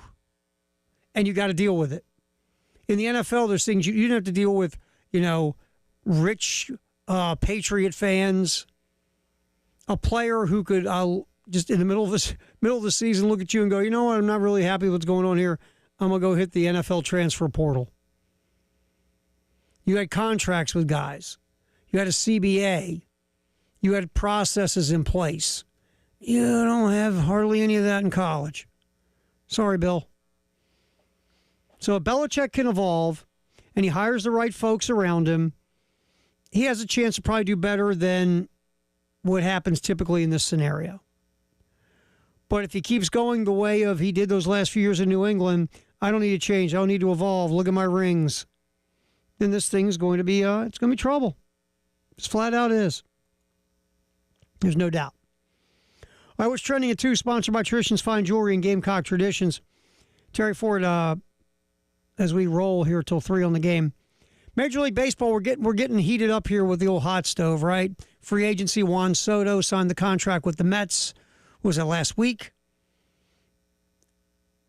Best thing that could happen to the Yankees. We didn't really talk about this. Let me hit this real quick. Yankees, they wanted to keep Soto, obviously. He's in his mid-20s, in the prime of his career. The dude can mash. He can hit for power. He walks a lot. Also, when he's locked in, he can spray base hits all over the place. He is a phenomenal hitter, one of the best in the game. Defensively, he's bored. He's not a great defender. He's going to be a DH probably in a few years. Well, in his late 20s, he'll probably end up being a DH. As long as he keeps, raking the way he does, okay, fine. But $50 million a year for a one-dimensional player at some point. The contract was insane, obviously. But that is what Stephen Cohen is doing with the Mets. He's a bazillionaire, and he's going to spend all sorts of gobs of money to have the Mets be winners. And where the Mets go, something will happen along the way here to screw this whole idea up. But going after Juan Soto and signing Soto, the Mets won the headlines for a week in New York in the offseason. But really it benefits the Yankees for the most part because now you can take all that money and you can spread it out and bring multiple guys in who can help you win. Because the Yankees have been very top-heavy for a long time. Yes, got to the World Series last year.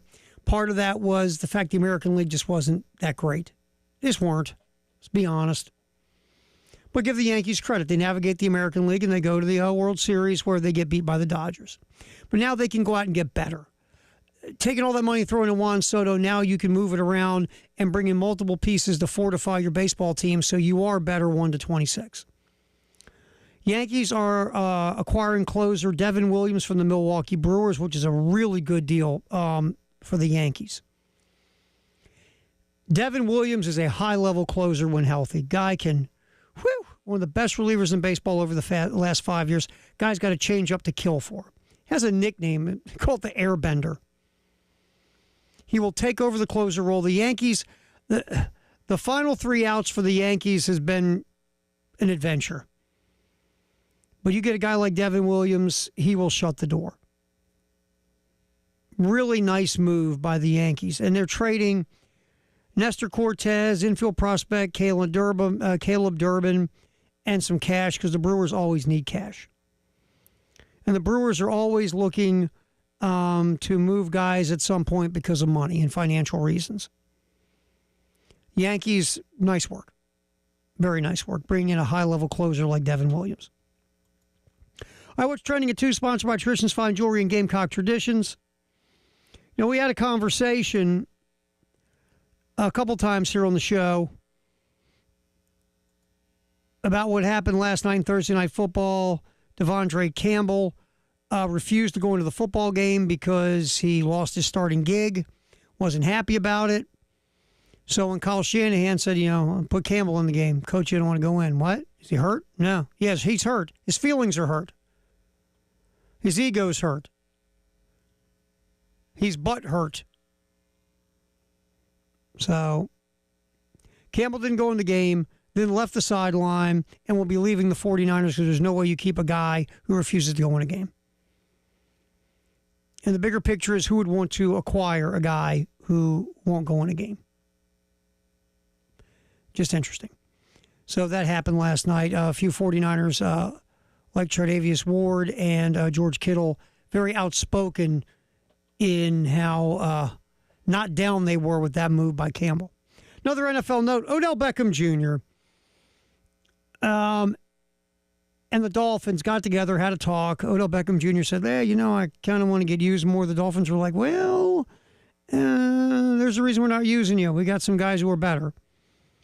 So Odell Beckham Jr. has been released by the Dolphins. The release was mutual. Beckham signed a one-year deal for only $3 million. He was worth over $8 million in incentives. He had knee surgery earlier in the offseason. Was on the PUP list. Since Beckham's been back, nothing's really worked. He had 9 catches, 55 yards. It's a shame. Odell Beckham Jr., way it's gone for him with injuries. Because, man, early in his career, Odell Beckham Jr. was something else. He was averaging almost 100 catches a year his first 3 seasons. Over 1,300 yards a year, about 15 yards, 14, 15 yards a catch, double-digit touchdown receptions those first 3 years each season. And then the injuries started. 2017 played 4 games, 18 played 12 games. Did get a 16-game season in with Cleveland and had a good year with 74 grabs for over 1,000 yards. But then in Cleveland, 7 games, 6 games, 8 games and with the Chargers. Ravens, he played in 14 games and didn't have eye-popping numbers, but made some big plays for the Ravens in the passing game. And then Miami, it just hasn't gone well. Beckham in his career, 5 1,000-yard seasons. It's sad because Odell Beckham Jr. was on a Hall of Fame pace in the beginning of his career. Just off-the-field stuff has really, really hurt him. We're talking about mostly injuries. It's just tough. Odell Beckham Jr. Being released by the Miami Dolphins. All right, what's trending at 2, sponsored by Traditions Fine Jewelry and Gamecock Traditions. We'll get back in here and yap with Scott Hamilton of the Post and Courier. Heading off to the Army-Navy game. Also, we'll get at some Carolina thoughts from Scott as well. It's a halftime show. Terry Ford, we're rolling until 3 here on the game.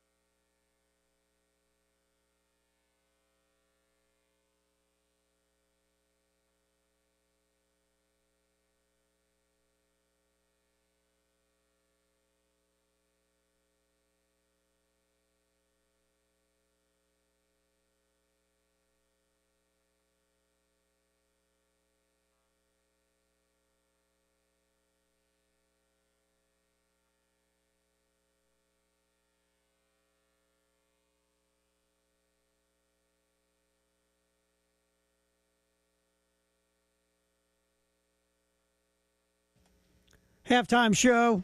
What's trending at 2, sponsored by Traditions Fine Jewelry and Gamecock Traditions.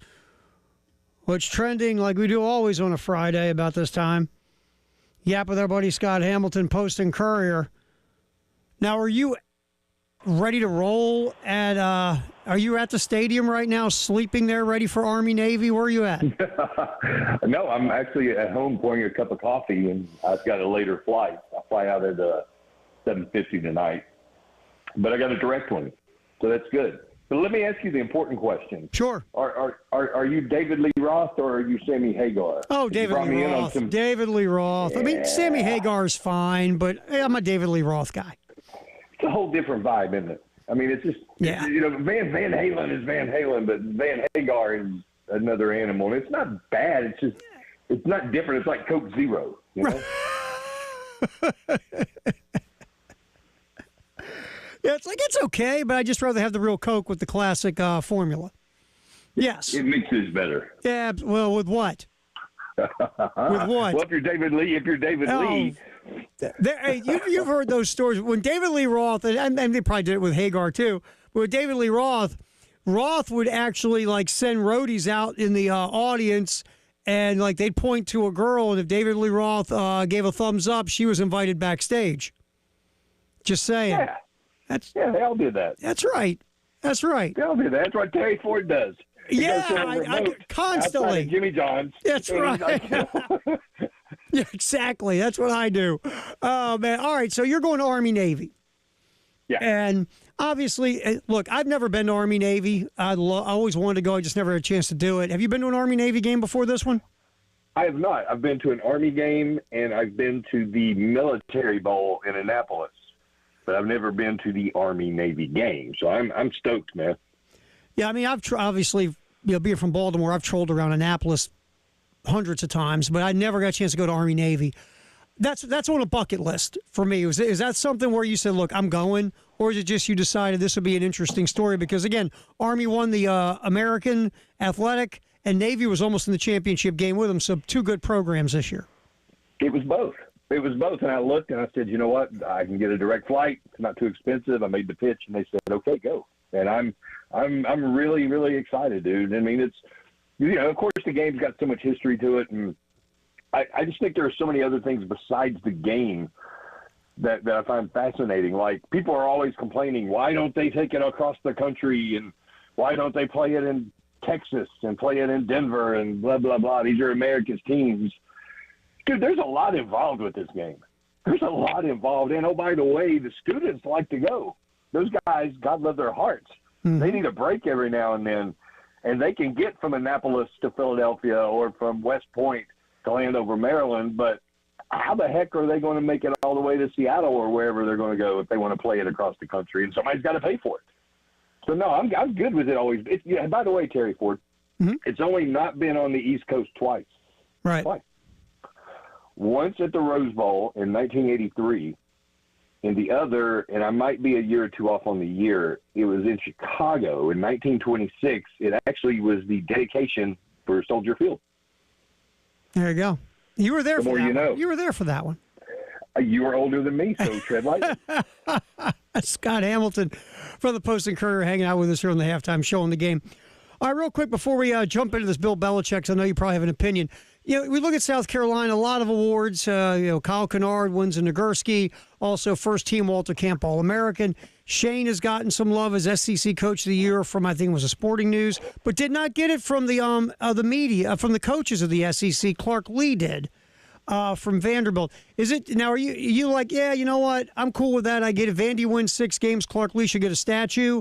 Or are you like, winning, being picked to finish last and winning 6 games isn't as good as being picked 11th and winning 9 games. Where are you at? I'm good with it, man. I'm good with it. Look, it's them throwing Vandy a bone, and it's like turning water into wine to win 6 games there. And I think it might be sustainable. Honestly, I think it might be if he can figure out how to crack the code for the portal again. I mean, he hit such a home run with getting Pavia and half the New Mexico State coaching staff. Yeah. I mean, to me, Scott, real quick, getting Jerry Kill was almost as important as getting Diego Pavia. Oh, Jerry Kill is one of the most underrated dudes in the country. Actually, when Virginia Tech had a good season a couple of years ago, they had an advisor on staff named Jerry Kill. I mean, he's like advisor for hire. You bring this dude in and you let him, fix up your program. I mean, it's a hell of a job title. I mean, he's making money from it. Yeah. But, that was huge. It helped give stability to program, and it kind of emulated, Terry, and people don't talk about it enough. It kind of emulated what Cignetti did at Indiana by bringing all those JMU guys. Mm-hmm. He didn't bring 13 guys from New Mexico State, but he brought Pavia, he brought 2 or 3, maybe 4 other guys, and he brought Jerry Kill. Yeah. Is that what you have to do going forward? And we'll go full circle here back to your Bill Belichick question.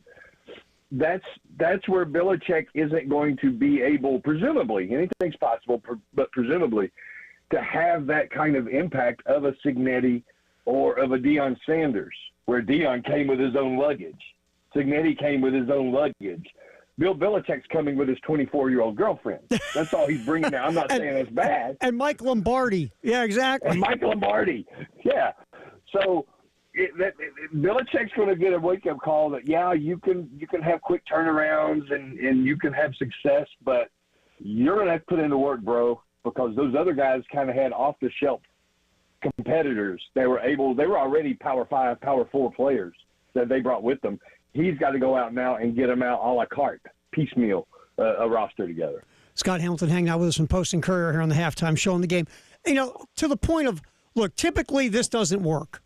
NFL coaches with no college experience going to college to be a head coach, just like the college coach with no experience fails in the NFL. It's just two different deals altogether. But we're talking about the greatest coach in the history of the NFL coming to college, where college is becoming kind of more like an NFL model, of course, without rules, regulations, or guardrails. Does he have a shot in your mind to pull this thing off? What to pull what off? To be successful. What is successful? I'll say this. All right, I'll give you 2 levels. A, can he make North Carolina what Mac Brown had it? Or B, can he actually take it to that next level everybody thinks North Carolina should be, which is a perennial contender in the ACC and maybe even for the college football playoff? He can keep it at the Mac Brown level. He might even be a game or 2 better, Larry Fedora level. But people forget Larry took him to an ACC championship game. People forget about Larry. People forget about Larry. I just don't see it happening because I hate to play the age card, but how long is he going to be there? Mm-hmm. He says he's going to be there a long time, dude. You're 72. You're going to be 73. Come on. Honestly, and is it all a ploy to get his son Stephen to be the coach in waiting? Yeah. Is that why he's doing all this? Or is the bigger reason because he's so butthurt of the way the NFL treated him during the last coaching hiring cycle? Yeah, I don't know. I tell you, Scott, I think he couldn't get an NFL gig, and he's looking for where can I go somewhere to be a head coach and have all the control I want like I had in New England? Well, it's easy. Go to college. Yeah. Well, and he's like, it's part of his ego. Mm-hmm. I'll show them. I'll take the college job, which is even more difficult. Here's the thing. He has to figure out what Pete Carroll did and make it work. The big difference is people like Pete Carroll. Bill Belichick is like a cactus. He's like a cactus, bro. Obviously not for his girlfriend, though. By the way, did you see her Instagram post? I did not. It was a picture of him and all this, and all it said was on to Chapel Hill. Well, she's enrolling, right? Just asking. I wonder if he gets a discount. But they had he had the on to Cincinnati or we're on to Cincinnati. She wrote, we're on to Chapel Hill. I just thought, okay, good. She's got a little self-awareness. Got a little something going. 24. She's 24. I know, and he's 72. God love him. I don't know if I'm impressed or if I'm sickened. But can you be both? Can't we be both? I can't. Yeah, we just can't admit to it. That's what? You know what? He's got something going on. I don't know what it is. I know. A big fat wallet. Anyway. Yes. If he's the manager, if he's the manager at the local storage unit at 72, he ain't pulling a 24-year-old hottie, my friend. Just saying. I want to know more about her. I do. I want to know more. Well, that's next week's segment. You do what you do as a newspaper man. You dig up some info, and we'll go into it. Scott Hamilton, Post and Courier. Always appreciate you, my man. Hey, don't forget, next week I will be headed to Austin. We got a little playoff thing. All right, we will be yapping with you while you're on the road to Austin. Always good hanging with you, my bud. All right, see you, Matt. All right. Halftime show. It is December 13th. Obviously, that's the greatest day in the history of the world. We'll find out more about that next here on the Halftime show on the Game.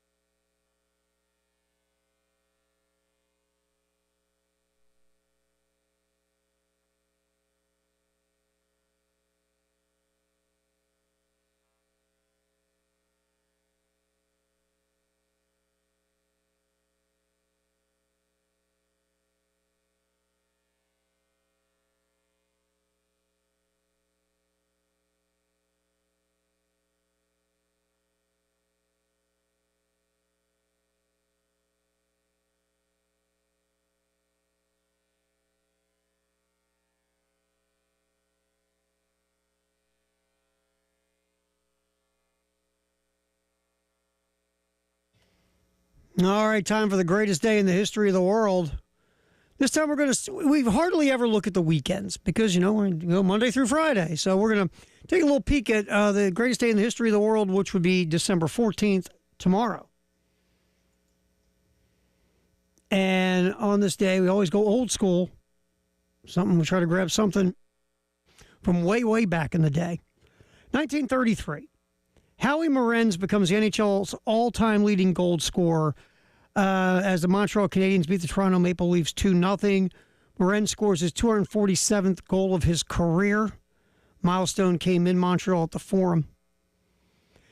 Now, Howie Morenz, again, I'm not as well versed in hockey from the 1930s. Not going to lie. That was back when it was the original six.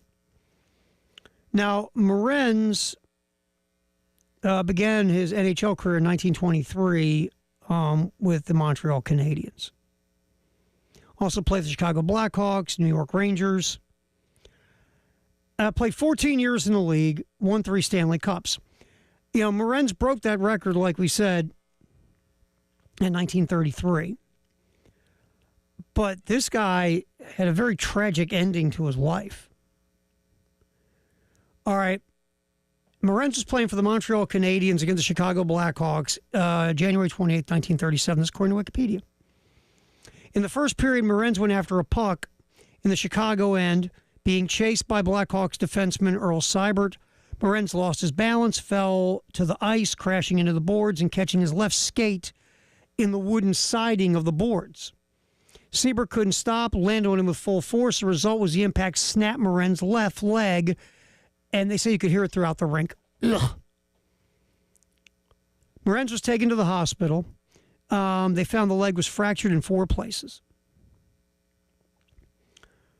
So that's a lot of rehabilitation and a lot of work to get this leg to kind of walk again. Well, the Canadiens team doctor visited Morenz in late February of that year and realized that Morenz had suffered a nervous breakdown because he started to think he could never play hockey again, started getting depressed. So everyone was banned from the room except his family.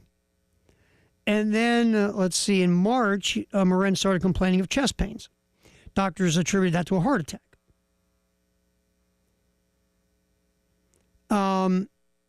Around 11:30 p.m. that night, Morenz tried to get out of bed to go use the washroom, but collapsed on the floor and died from a coronary embolism. It was caused by the blood clots from his damaged leg. He was 34 years old. Man, that's crazy. But that's Howie Morenz, who on this day in 1933 became the NHL's all-time leading scorer. Also, a little old school, a couple of them. 1965, some rookie named Rick Barry of the San Francisco Warriors scored 57 points in a game in a loss to the Knicks. 1975, Kareem Abdul-Jabbar grabbed an NBA record 29 defensive rebounds in a win over the Pistons. On this day in 1986, Dan Marino sets the NFL record with his 7th 400-yard passing game of his career. Also, Marino threw for 5 touchdowns in an overtime victory over the Rams. Marino was so good. He just was. I was never a huge Dolphin fan or Dan Marino fan when I was younger. I was a kid, but man, Marino could play. He could. And, the people, whenever someone says to me, yeah, but he never won a Super Bowl. Okay. Yeah, Dan Marino couldn't play defense. The Miami defenses were hard through a lot of Dan Marino's career. Went to 1 Super Bowl, got waxed by the 49ers. But Dan Marino was something else. Whew, something else. 1991, Desmond Howard won the Heisman Trophy, second biggest margin in history. Howard scored 23 touchdowns, beat the runner-up, Casey Weldon. Remember Casey Weldon, Florida State? Yeah, he beat Casey Weldon by over 1,500 points. The first overtime game in Division 1A history took place at the Vegas Bowl. Toledo beat Nevada 40-37 this day in 1995. 1997, the New York Jets equaled the largest turnaround in NFL history and modern history with a 31-0 win over Tampa Bay. The Jets in 1996 were 1-15. Turned it around in 1997. They'd won their 10th game, or their 9th game, rather. And now they're a laughingstock with a terrible owner. Marvin Harrison on this day in 2002 broke Herman Moore's 1995 record with his 123rd catch of the season. Harrison reached 127 grabs with 2 games remaining. Marvin Harrison was excellent. Just excellent. 2002, we want to forget this because it's like it never happened. But Michael Jordan matched his career low with 2 points as the Washington Wizards beat Toronto. The 39-year-old Jordan goes 1-9 from the field, did have 9 assists, 8 rebounds. Played 40 minutes in that game. But this is one of those things, too, when we talk about legacies and careers. You know, Michael Jordan playing for the Wizards, I mean, did he play well for a dude that age? Sure, but obviously he wasn't the MJ of his Chicago time. But it doesn't tarnish his legacy. But man, that Wizard stuff. Whew. We remember this one, 2007, Appalachian State. Kicks off the season with a stunning upset of Michigan at the Big House in Ann Arbor. That year, earlier in that season. Well, Appalachian State wrapped up a phenomenal season. A 1AA three-peat, the first three-peat in the history of 1AA. Appalachian State beat Delaware 49-21, yes, the same year that they kicked off the season by upsetting Michigan. So, greatest day in the history of the world. Anything left? Okay, last one. 2021, Steph Curry makes his 2,974 three-point shot, passing Ray Allen as the NBA's greatest three-point shooter. Again, 2021. And look, I thought Ray Allen was phenomenal, but Steph Curry was another world. Shooting threes. Unbelievable. That's the greatest day in the history of the world for the weekend of December 14th and 15th. All right, tomorrow and Sunday, we have hoops here on the game. Tomorrow, the men will take center stage. 1:30 pregame, 2 o'clock tip as they host USC Upstate with Derek and Casey on the call. Then Sunday, right here on 107.5 The Game in Columbia, the women will face South Florida. Brad Muller will give you the play-by-play and the analysis and the halftime and the pregame and the postgame. What Brad does is just insane how good he is. 1:30 pre, 2 o'clock tip, again Sunday here on 107.5 The Game in Columbia. We have the women going up against South Florida. All right, we will get back in here, get our Firehouse Sub Text the hour, maybe yip a couple minutes with Elijah Campbell as we do the handoff, sponsored by Little Pigs on Alpine. It's a halftime show. Terry Ford, appreciate you hanging out with us as we roll about another, 15 minutes right here on The Game in Columbia, Florence, and Myrtle Beach.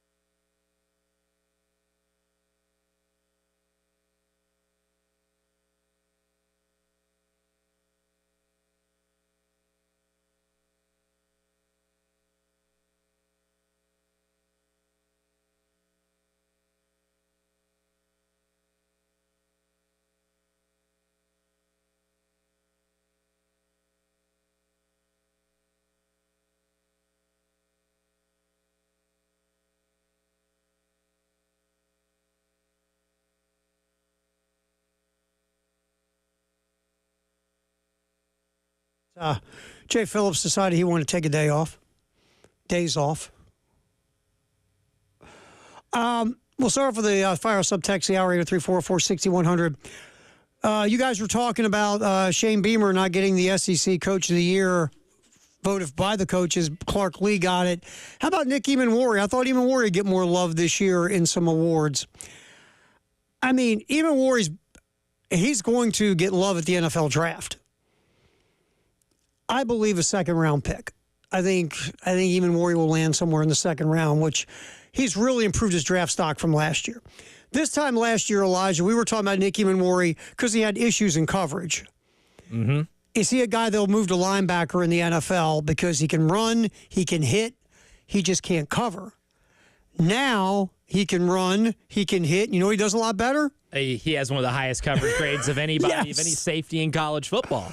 So all of a sudden, you got a does it all safety who's big and fast and likes to lay pain upon people and can also cover. That equals a second-round pick in the NFL draft. And look, he's going to do great in the silly season. Oh, yeah. The Underwear Olympics are going to be his friend, and he might even push himself up toward, like, maybe a late first-round grade if it all goes well for him. And if he interviews well, you know how it goes. Yeah.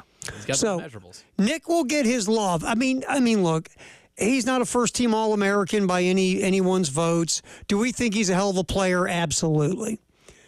And, I mean, he got some second-team stuff with the SEC, but he's going to be all right. Nick's going to be okay.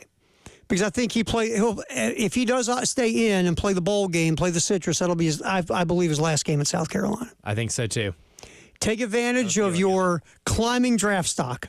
Yes, and maybe avoid injury and all that. But he's an interesting case study too, just to watch. We watched that Florida game last year, and we saw what Ricky Pearsall did to him, and we saw what Florida did, and basically was just going at him that entire final drive, going at Nick Emmanwori, and then he developed. They had that come to Jesus moment as a defense.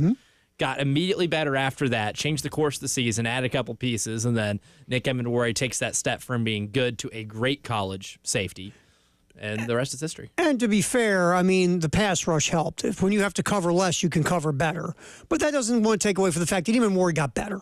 You saw a lot better. You saw the way he played. Like, we saw him make some plays in the defensive backfield this year that he wouldn't have made in the past. He recognized better, he diagnosed better.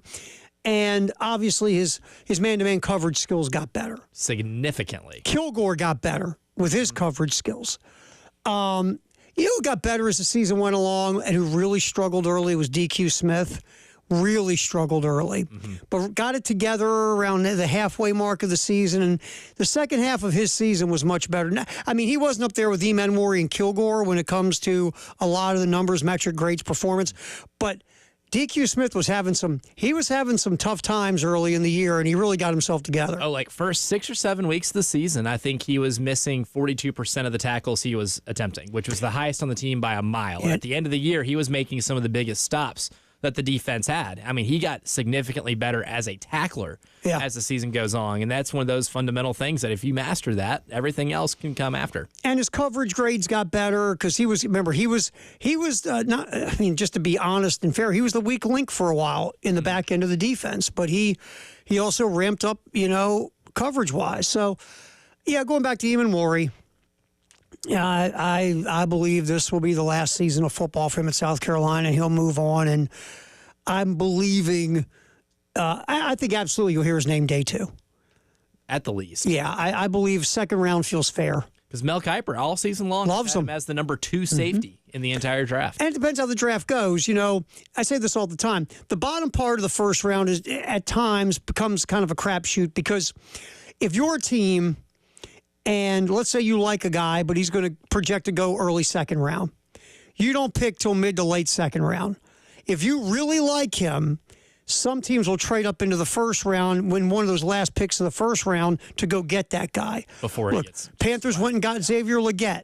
The Ravens famously drafted up. Last pick of the first round took a dude named Lamar Jackson. I heard that went pretty well. Yeah, it went okay. He's been all right. And so it does happen where teams will trade up into that late first round, 30 to 32, to go grab a guy they really like who might have a early second round grade, and they'll just draft him a tick above maybe where he would have gone late first round.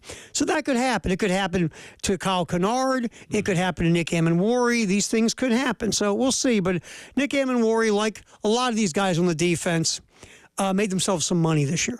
Oh, yeah, TJ Sanders, too. I mean, TJ Sanders is a guy that, I remember first really noticing him at the Georgia game last year, being like, this guy's a one-man wrecking crew defensively, and then you didn't hear as much from him throughout the rest of the season. He brought it from game 1 to game 12 this year and was a massive impact on that interior defensive line. You saw the potential of TJ Sanders in the first half of that Georgia game you're talking about. Yeah.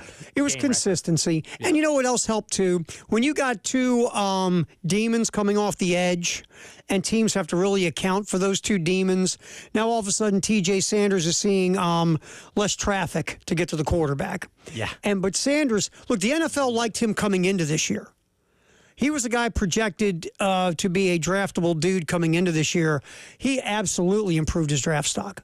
There's no doubt. Significantly. I saw a mock yesterday that had him like early third. I believe third, fourth round is where he'll end up. I think fourth round is the floor, but he could ceiling up to the third round if somebody, look, interior pass rushers are gold. They just are. Ask any quarterback, where does he hate to see heat the most? In his face. Yeah. You can't step up. You're kind of stuck. You can try to get out of it and go around it, but you hate heat in your face. Aaron Donald and Jeffrey Simmons tormented opposing quarterbacks because of that same type of pressure. And if you're TJ Sanders and you can bring pass rush from the interior, someone's going to like you around that third or fourth round, even if you're only a guy that's going to play on pass rush downs. If you're going to be a quote-unquote pass rush specialist from the interior, it's going to get you paid in the NFL. Yeah. They pay guys who can hit quarterbacks in the NFL. They pay the quarterbacks, the guys who protect the quarterbacks, and the guys who knock the hell out of opposing quarterbacks. That's the holy trinity of football paydays. If you're one of those three, life is good for you. And I think TJ Sanders, again, even if he is drafted, let's say he does go fourth round, his skill set will continue to get him employed in the NFL. Mm-hmm. Just like Demetrius Knight. Demetrius Knight will also be employed in the NFL because of that speed and athleticism at linebacker. And he improved in his all-around game as the season went on. He's a guy that's going to go, I think, I don't think he gets past the fourth round. He reminds me a lot of Demario Davis. Yeah. Demario Davis has been in the league for over a decade because he is a consistent linebacker who is really solid in run defense, who can cover running backs and tight ends in space, and like swarms to the football. There's a lot of that in Demetrius Knight, and I could see him having a very similar type of career. Yeah, with that, look, early in the year he was excellent in coverage, right? Mm-hmm. But then all of a sudden he was affecting the run game more and more as well. And all of a sudden, his all-around game was coming together. He'd blitz every now and then and get some pressure. He diagnosed a fake punt against Oklahoma. That was one of my favorite plays of the entire season from anyone on defense. I'll say this. The diagnosis of the play is just as good as the beating the block and making the play. Yes. He read it. He read it a mile away. One of the more impressive plays, a whole season full of impressive defensive plays. All right, Elijah Campbell from 3 to 4. Then we're going to do a little best of the postgame show with Ray Tanner from this week and also our buddy Ryan Brewer. So we'll get that racked up as well. All right, we are done for the week. Appreciate David Dare, you, my friend, for helping out. Postgame show with Elijah is next here on The Game.